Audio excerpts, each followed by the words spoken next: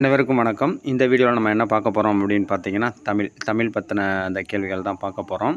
அந்த தமிழ் அப்படிங்கிறப்போ நிறைய இதுக்கு வந்து பொதுவானது. தமிழ் தகுதி தேர்வாக இருக்கட்டும், இல்லை வந்து பார்த்திங்கன்னா டிஎன்பிஎஸ்சி அதேமாரி வந்து பார்த்திங்கன்னா டிஆர்பி, அதேமாரி டெட், டிஇடி எல்லாத்துக்குமே வந்து தமிழ் வந்து இம்பார்ட்டன்ட். அதேமாரி டிஆர்பி காலேஜ் டிஆர்பியாக இருக்கட்டும், அதேமாரி பிசி எக்ஸாம், இது மாதிரி எந்த நம்ம தமிழ்நாடு எக்ஸாம் நம்ம எழுதுகிற காம்படிட்டிவ் எக்ஸாம் எழுதினாலும் உங்களுக்கு வந்து தமிழ் தகுதி தேர்வு மிக மிக அவசியம்.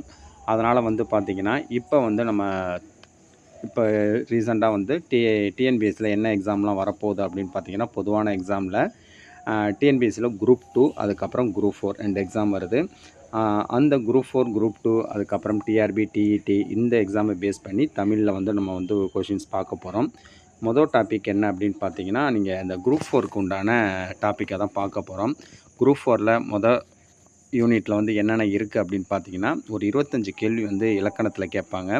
அந்த 25 கேள்விகளில் வந்து எதெல்லாம் இருக்கும் அப்படின்னு பார்த்தீங்கன்னா, எழுத்தை பொறுத்த வரைக்கும் எழுத்தில் வந்து பிரித்து எழுதுதல், சேர்த்து எழுதுதல், சந்திப்பிழையை நீக்கி எழுதுதல், குறில் நெடில் வேறுபாடு, லகரம் வேறுபாடு, நகர வேறுபாடு, அதேமாரி ரகர வேறுபாடு, இணை எழுத்துக்கள், சுட்டெழுத்துக்கள், வினா எழுத்துக்கள், ஒருமைப்பன்மை அறிதல், வேர்ச்சொல்லிலிருந்து வினைமுற்று, வினையெச்சம், வினையால் அணையும் பெயர், அதுக்கப்புறம் பெயரெச்சம் வகை அறிதல், அயற்சொல், தமிழ்ச்சொல், எதிர்ச்சொல், வினைச்சொல், எழுத்துப்பிழை, ஒற்றுப்பிழை அறிதல், 2 வினைச்சொற்களின் வேறுபாடு அறிதல். இதை தான் வந்து பார்த்திங்கன்னா ஒரு யூனிட்டில் குரூப் 4ல் இருக்குது. இது வந்து குரூப் 4 அப்படிங்கிறது மட்டும் கிடையாது. குரூப் 4 தாண்டி எல்லா தமிழ் தகுதி தேர்வுக்குமே இந்த கொஷின்கள் தேவைப்படும் என்பதனால் இதில் பொதுவாக ஃபஸ்ட்டு வந்து இந்த டாப்பிக்கில் இருந்து ஒரு 50 கேள்விகளை இந்த வீடியோவில் நம்ம பார்க்க போகிறோம். முதல் கேள்வி வந்து பார்த்திங்கன்னா, பண்டைய காலம் இந்த சொல்லை பிரித்தெழுத கிடைப்பது அப்படின்ருக்கு. இது வந்து கொஞ்சம் இந்த கொஷின் வந்து பார்த்திங்கன்னா, அந்த பண்டு கூட்டல் காலமும் சில இடத்துல இருக்குது, பண்டை கூட்டல் காலமும் இருக்குது. ஸோ இதில் வந்து பார்த்திங்கன்னா, இதில் 2மே ஆப்ஷனாக வரும். இதில் வந்து பண்டு கூட்டல் காலம் அப்படி இல்லைனா பண்டை கூட்டல் காலம் 2மே இருக்கும். பார்த்த வரைக்கும் வந்து பண்டு கூட்டல் காலம் வந்து பண்டை காலம் அல்லது பண்டைய காலம் அப்படின்னு சில இடத்துல இருக்குது. ஸோ இந்த கொஷினை கொஞ்சம் நீங்கள் வந்து ரிவைஸ் பண்ணிக்கிங்க. அடுத்து மணிக்கூட்டல் அடி, இதை சேர்த்து எழுத கிடைப்பது மணியடி. அடுத்தது சந்திப்பிழை இல்லாத தொடர் இதெல்லாம் வந்து பார்த்திங்கன்னா டிஎன்பிஎஸ்சியில் வந்து நிறைய டைம் கேட்டிருக்காங்க. வேலன் கடைக்கு சென்றான், அந்த வந்து பார்த்திங்கன்னா அந்த வல்லின மெய் வரணும். அதனால் வந்து பார்த்திங்கன்னா வேலன் கடைக்கு சென்றான். அடுத்து குறில் நெடில் வேறுபாடை பொறுத்து சரியான சொல் கொடு, கோடு. இந்த கொடு அப்படிங்கிறது இருக்கிற கொடு குறிலில் இருக்கிறதுக்கு வழங்குன்னு அர்த்தம். கோடு அது வந்து பார்த்திங்கன்னா கோடு அப்படிங்கிறது மலைக்கோடு. அடுத்த கேள்வி வழங்கு மலைக்கோடு, இதுதான் வந்து அதற்குண்டான ஆன்சர். அடுத்தது பறவை, இதில் ரகரம், இந்த ரகரம் எவ்வகை எழுத்தை சார்ந்ததுன்னா வல்லின எழுத்து கசட தபர. இந்த கசட தபர அப்படிங்கிறது வந்து பார்த்திங்கன்னா புள்ளி வச்சு இக்கு இச்சு அந்த இதில் வரும். அது வந்து பார்த்திங்கன்னா என்ன அப்படின்னு பார்த்திங்கன்னா பல்லின மெய்கள்.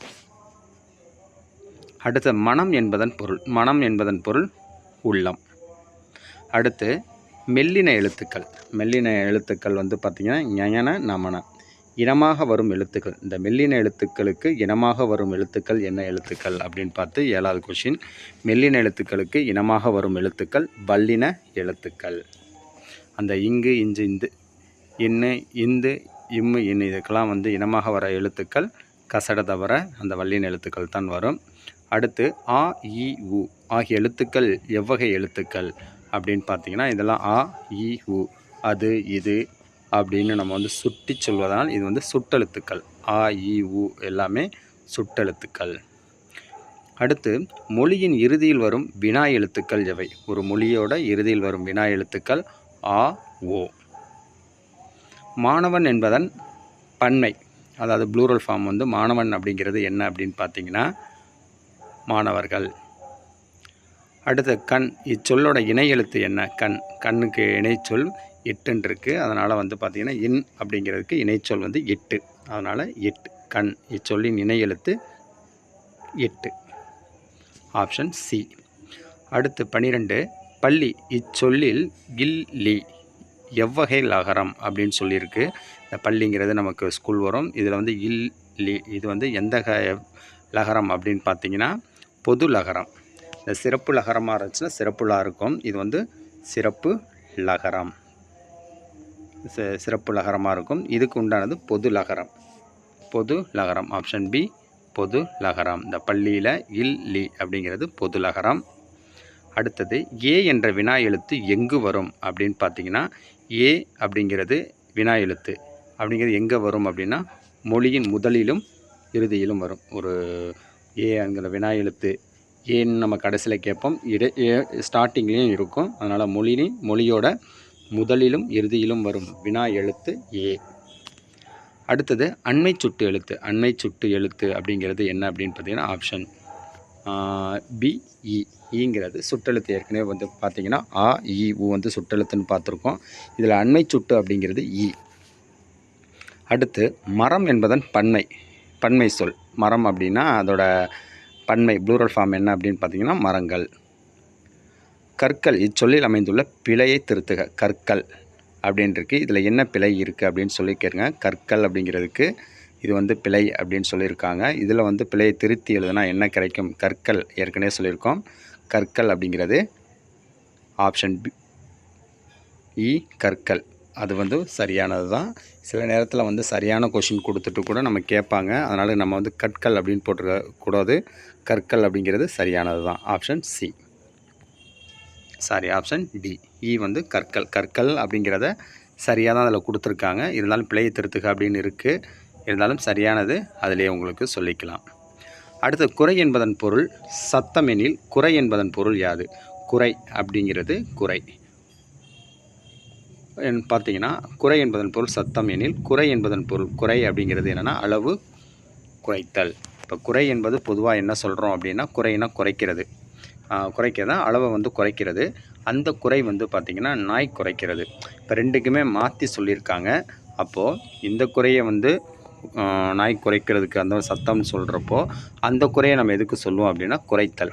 ஆனால் கொடுக்குறது வந்து பார்த்திங்கன்னா ரெண்டு மாற்றி சொல்லியிருக்கிறதுனால இது வந்து குறை அப்படிங்கிறது இந்த இடத்துல வந்து பார்த்திங்கன்னா அளவு குறைத்தல். அது வந்து அளவு குறைத்தல். பொதுவாக குறை என்பது நாய் குறைத்தல் அந்த இதை தான் சொல்லும். இந்த இடத்துல வந்து பார்த்திங்கன்னா இவங்க கேட்டிருக்க கேள்விப்படி வந்து பார்த்திங்கன்னா அளவு குறைதல். ரெண்டுக்கும் மாற்றி ஆப்போசிட்டாக கேட்டிருக்காங்க. அடுத்தது 18வது கேள்வி. திங்கள் இச்சொல்லில் இங் எழுத்தின் இணை எழுத்து என்ன அப்படின்னா கா. இங்கு எங்கெல்லாம் வருதோ அங்கே வந்து கா வரும். திங்களாக இருக்கட்டும், தங்கமாக இருக்கட்டும், சங்கமாக இருக்கட்டும், கா வந்து பார்த்திங்கன்னா இந்த இங்குக்கு வந்து இணை எழுத்தாக இருக்கும். அடுத்தது செய்மை சுட்டு என்பது எது?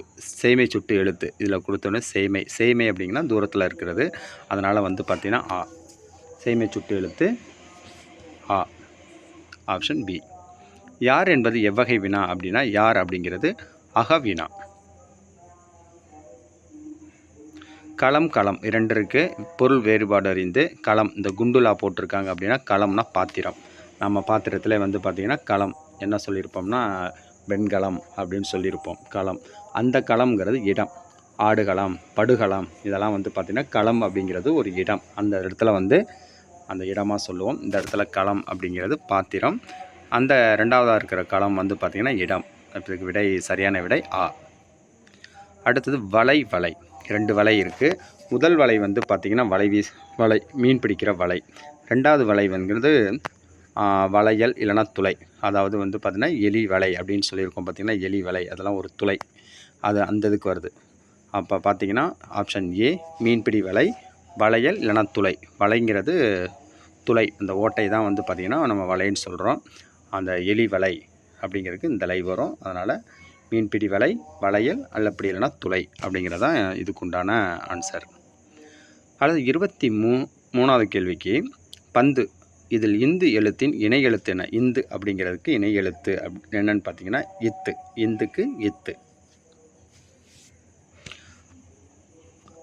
அடுத்து இந்த இணை எழுத்தெல்லாம் கொஞ்சம் நல்லா படிச்சுக்கணும். மன்னன் இச்சொல்லில் வரும் இன் ந என்பது இன் ந அப்படிங்கிறது என்ன அப்படின்னு பார்த்தீங்கன்னா ரகர நகரம். ரகர நகரம். 25வது கேள்வி. எது? இதில் ஏ என்பது ஏ அப்படிங்கிறது வினா எழுத்து. எது என்பது வினா எழுத்து.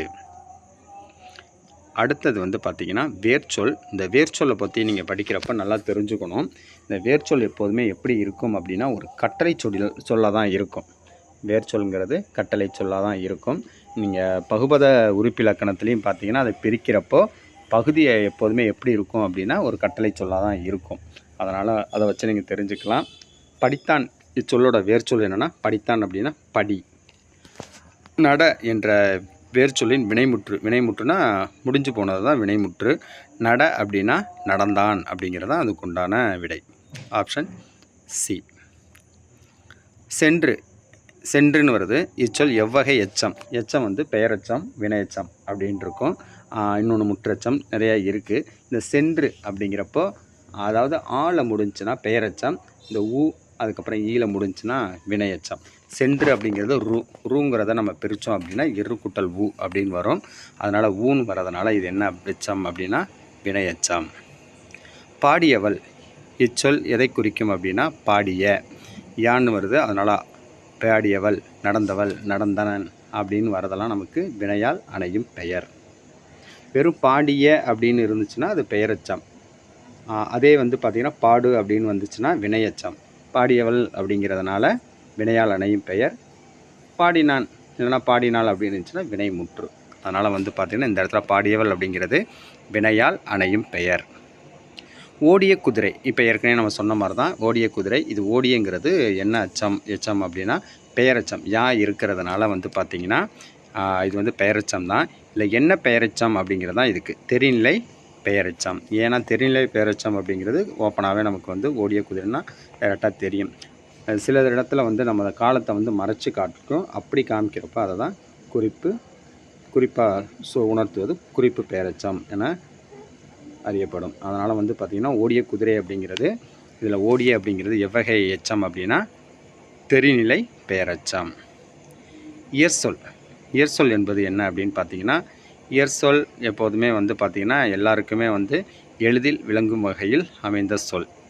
அதான் இயற்சொல். எளிதில் பொருள் விளங்கும் வகையில் அமைந்த சொல் இயற்சொல். அழுவம் என்பது எவ்வகை சொல்? அழுவம் அப்படிங்கிறது என்ன அப்படின்னா திரிசொல். அழுவம் அப்படிங்கிறது திரிசொல். அப்படிங்கிறப்ப என்ன சொல்கிறோம் அப்படின்னா ஒரு சொல் வந்து பார்த்திங்கன்னா திரிந்து வருவது அது திரிசொல். அடுத்தது அன்பு என்பதன் எதிர்ச்சொல். அன்பு அப்படிங்கிறது வெறுப்பு, பகை. நம்ம பார்த்தாலே தெரியும். அதனால் வந்து தெரிஞ்சிடும். வா என்ற வேர்ச்சொல்லின் பெயரெச்சம். நான் ஏற்கனவே சொல்லியிருக்கோம். பெயரெச்சம் அப்படின்னா ஆள முடியணும். வா அப்படிங்கிறது வந்த. அதை கடைசி எழுத்தை பிரிச்சிங்கன்னா தூ. வந்து அப்படின்னா தூவை பிரிச்சிங்கன்னா இத்து கூட்டல் ஊன்னு வரும். ஊ அப்படிங்கிறது வினையச்சம். இந்த வந்தன் இருக்குது பார்த்தீங்களா, வந்தல தாவை பிரித்தோம்னா தா இத்து கூட்டல் ஆன்னு வந்துச்சுன்னா தான் அது பெயரெச்சம். அதனால் இதோட ஆன்சர் வந்து பார்த்திங்கன்னா வந்த. வா என்ற வேர்ச்சொல்லின் பெயரெச்சம் என்ன அப்படின்னு பார்த்தீங்கன்னா வந்த. வந்து அப்படின்னு வந்துச்சுன்னா அது வினையச்சம். வருதல் அப்படிங்கிறது தொழிற்பெயர். இதுதான். அதனால் வந்து பார்த்திங்கன்னா வா என்ற வேர்ச்சொல்லின் பெயரெச்சம் என்ன அப்படின்னு பார்த்தீங்கன்னா வந்த தா. கொடுத்தான் என்பதன் வேர்ச்சொல். ஏற்கனவே வந்து பார்த்திங்கன்னா வேர்ச்சொல் எப்படியுமே கட்டளை சொல்லாக இருக்கணும். இந்த கொடுத்துருக்கலே கட்டளை சொல் என்ன அப்படின்னு பார்த்தீங்கன்னா கொடுத்து அப்படிங்கிறது கட்டளை சொல் கிடையாது. கொடுத்த அப்படிங்கிறது கட்டளை சொல் கிடையாது. கொடு அப்படிங்கிறது இது மட்டும்தான் ஆர்டர். அது கட்டளை இடுற மாதிரி இருக்கிறது. அதனால் கொடுத்தான் அப்படிங்கன்னா கொடுன்னு அர்த்தம். அப்போ இதோட வேர்ச்சொல் கொடு. மெல்ல நடந்தான். இதில் மெல்ல என்பது என்ன அப்படின்னு பார்த்தீங்கன்னா மெல்ல ஆண் வந்திருக்கு. அதனால் மெல்ல நடந்தான். இது வந்து என்ன குறிப்பு வினையெச்சம். இது குறிப்பு வினையெச்சம். மெல்ல குறிப்பால் உணர்த்துவது குறிப்பு வினையெச்சம். அடுத்தது மண், பொன் ஆகியவை எவ்வகை ஏற்சொற்கள்னால் பெயர் சொற்கள். பெயர் சொல் இதெல்லாமே பெயர் சொல். மண், பொன்லாம் பெயர் சொல். இதிலுமே இயற்கையாக வந்து சொல்கிறதுனால இது இயற் சொற்கள். பெயர் இயற்கை சொற்கள். அடுத்தது எழுத்து வேறுபாடு அறிந்து நம்ம சொல்கிறது மறை. இருக்கிற மறை வந்து பார்த்திங்கன்னா வேதம். பார்த்திங்கன்னா தமிழ் மறை அப்படின்னு படிச்சிருப்போம். அதனால் வந்து பார்த்திங்கன்னா முதல் மறைங்கிறது வேதம். இரண்டாவது மறை அப்படிங்கிறது என்ன அப்படின்னு பார்த்திங்கன்னா தாமரை. மறை வேதம், அடுத்தது மறை அப்படிங்கிறது தாமரை. அதனால் இது கரெக்டாக நம்ம தெரிஞ்சுக்கலாம். விடை ஆ. அகதி இச்சொல்லோட தமிழ் சொல். அகதி அப்படிங்கிறது யார் அப்படின்னு பார்த்தீங்கன்னா அகதி அப்படிங்கிறது ஒரு இடத்துல வந்து இருக்கிறவங்க தான் அகதி. புகலிடம் தேடுபவர். அடுத்து எழுத்து பிழையுள்ள சொல். மகிழ்ச்சி, புகழ்ச்சி, அருச்சி, முயற்சி. அருச்சி அப்படிங்கிறது அரசி என்பது அருச்சின்னு சொல்கிறாங்க. மற்றபடி புகழ்ச்சி, மகிழ்ச்சி, முயற்சி எல்லாம் சரி. அருச்சி அப்படிங்கிறது அரசி அப்படிங்கிறத அப்படி சொல்லியிருக்காங்க. அடுத்து விலை என்பதன் பொருள். விலை என்பதன் பொருள். விலை என்பது என்ன அப்படின்னு பார்த்தீங்கன்னா பொருளோட மதிப்பு, அதுதான் விலை. அடுத்த விலை இந்தலை போட்டிருந்தாங்கன்னா என்ன அதோட அர்த்தம் அப்படின்னு பார்த்தீங்கன்னா விளைதல், விரும்புதல் அப்படின்னு அர்த்தம் விலை. அப்போ ஆப்ஷன் ஏ விரும்பு. செய் என்ற வேர்ச்சொல்லின் வினையாளனையும் பெயர். செய்தவன், நடந்தவன் அப்படின்னு வரதெல்லாம் அவங்களுக்கு வந்து வினையால் அணையும் பெயர். அதனால் செய் அப்படிங்கிறது இதோட வினையால் அணையும் பெயர் செய்தவன். செய்த அப்படிங்கிறது பெயரச்சம், செய்துங்கிறது வினையச்சம், செய்தவன் அப்படின்னு வரதான் நமக்கு வினையால் அணையும் பெயர். செய்தவன். நன்மை என்பதன் எதிர்ச்சொல். நன்மைனா தீமை, எல்லாத்துக்குமே தெரிஞ்சது தான். ஒற்றுப்பிழை இக்கு, இச்சு, இத்து, இப்பு, அந்த வல்லின ஒற்று வந்து எந்தெந்த இடத்துல வரும் அப்படின்னு இருக்குது. நம்ம படிக்கிறப்பே ஸ்கூலில் வந்து வல்லின மிகுமிடம், மிகாவிடம்லாம் படிச்சிருப்போம். ஓரெழுத்து ஒரு மொழிக்கு பின், இதெல்லாம் வல்லின எழுத்து. ஓரெழுத்து ஒரு மொழிக்கு பின் வல்லினம் மிகும். இரண்டாம் வேற்றுமை உருபுக்கு பின் வல்லினம் மிகும். இரண்டாம் வேற்றுமை உருபு ஐ. அதனால் வந்து பார்த்திங்கன்னா அதுக்கப்புறமும் இரண்டாம் வேற்றுமை உறுப்புக்கு பின் வல்லினம் மிகும்.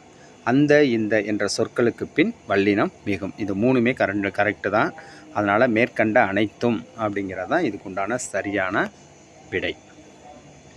கற்றவர். இச்சொல்லில் வேர்ச்சொல் அப்படின்னா, வேர்ச்சொல்னால் நம்ம என்ன ஏற்கனவே சொல்லியிருக்கோம், எப்படி இருக்கணும்னா கட்டளை சொல்லாக இருக்கணும் வேர்ச்சொல். அப்போ இதில் கொடுத்துருக்கல கட்டளை சொல் என்ன அப்படின்னா கல். அதனால் இதுக்குண்டான ஆன்சர் கல். கற்றவர் அப்படிங்கிறதுக்கு ஆன்சர் வந்து கல். அடுத்து பேரச்சம். பேரச்சம் எத்தனை வகைப்படும்? திருநிலை பேரச்சம், குறிப்பு பேரச்சம், ரெண்டு வகைப்படும். அதனால் விடை ஆ. அடுத்து 48வது கேள்வி. நடந்தான், வந்தான், இவை எவ்வகை சொற்கள்? நடந்தான், வந்தான் அப்படிங்கிறதெல்லாம் வினைச்சொல். நடந்தான், வந்தான் அப்படிங்கிறது நடந்தான், வந்தான் அப்படிங்கிறதான் ஒரு வினைச்சொல், ஒரு செயலை குறிக்கிறது. அதனால் வந்து பார்த்திங்கன்னா இவையெல்லாம் வினைச்சொற்கள். அடுத்தது எழுத்துப்பிழை நீக்கிய சொல்லை தேர்கன்றிருக்கு பழம். பழம் தான் கரெக்டு தான், பழம். பாடினால் இந்த சொல்லோட வேர்ச்சொல் நீங்களே சொல்லலாம். ஏன்னா பாடினால் அப்படிங்கிறது வேர்ச்சொல். வேர்ச்சொல் எப்போதுமே கட்டளை சொல்லாக இருக்கும். அப்போ கட்டளை சொல்கிற மாதிரி இருக்கிற வார்த்தை என்ன அப்படின்னு பார்த்தீங்கன்னா பாடு. ஆப்ஷன் இ. ஈங்கிறது தான் இதுக்குண்டான ஆன்சர். பாடிய அப்படின்னா பாடு. ஆப்ஷன் இ. இயில் தான். இப்போ இதுதான் வந்து பார்த்திங்கன்னா டிஎன்பிஎஸ்சி குரூப் 4க்கு உண்டான ஃபஸ்ட் யூனிட்டுக்கு உண்டான கொஷின்ஸ், முக்கியமான ஒரு கொஷின்ஸு அந்தந்த பேட்டர்னில் வந்து பார்த்துருக்கோம். அடுத்து 2வது யூனிட் பார்ப்போம். இதிலே இன்னும் கொஷின்ஸ் வேணும் அப்படின்னா நம்ம பார்த்துக்கலாம். இதில் உங்களுக்கு எதாவது சஜஷன், மற்றபடி ஏதாவது டவுட் இருந்தால் நீங்கள் வந்து கமெண்ட்ஸில் கேட்டுக்கலாம். அதுக்கப்புறம் இந்த கேள்விகள் உங்களுக்கு வந்து எப்படி பயனுள்ளதாக இருந்துச்சா அப்படிங்கிறத நீங்கள் வந்து கமெண்டில் சொல்லுங்கள். அடுத்தடுத்து இந்த தமிழ் அப்படிங்கிறது பொதுவானது தான். டிஎன்பிஎஸ்சி குரூப் 4க்கு மட்டும் இல்லாமல் எல்லா எக்ஸாமுக்குமே இந்த தமிழ் ரொம்ப ரொம்ப முக்கியம். அதுவும் இந்த எலிஜிபிலிட்டி டெஸ்ட்டு கேட்குறப்போ உங்களுக்கு வந்து இந்த பேட்டர்னில் தான் சேர்த்து எழுதுக, பிரித்து எழுதுக, வினையால் அணையும் பெயர், இந்த இலக்கணம் சம்மந்தமாக நிறைய கேள்விகள் இடம்பெற்றிருக்கும். நீங்கள் எக்ஸாம் எழுதுன்னு உங்களுக்கு தெரியும். ஸோ அடுத்தடுத்த வீடியோவில் அடுத்தடுத்த பகுதி என்னென்ன அழகு யூனிட்ஸ் இருக்குது அப்படிங்கிறத அடுத்தடுத்த வீடியோவில் பார்ப்போம். தேங்க்யூ ஃபார் வாட்சிங்.